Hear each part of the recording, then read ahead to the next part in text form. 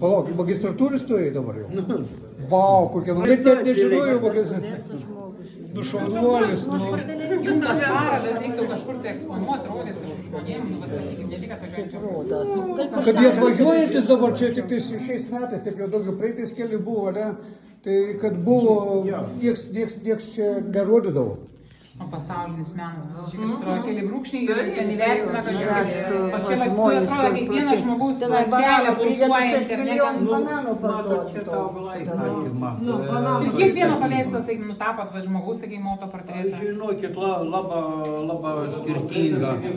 Pavyzdžiui, ten tas su ožka, toks kerdiks, tai nutapiau tų paveikslų, paskiau galvoju, aha, juk reikėtų gėlių prie to mirusios ožkos, nu ir, o jau gėlių nebe, jau buvo vėl įpsrudo, nu tai ką, palauku, kol ateis vasara vėl, prasidės gėlės, nusifotografuoji, pasidarai kompoziciją kokį reik, nu ir tada vėl, nu, labai paveikslą.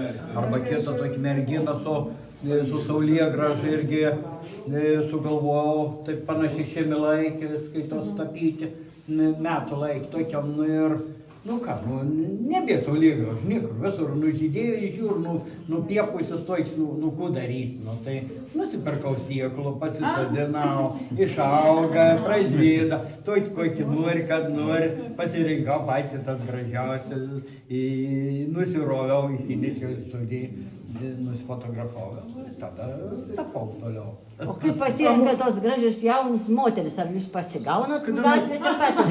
Kada nors visas gražiai. Aš norėčiau pasilikti kokie metant dviem, gal į manimą. Laisvai. Kol jauna, kol gražiai. Šaunuolis. Padarysit jauną, rautonai padarysit Ale tik jauną. tas jau čia neapsimeskit senesnė.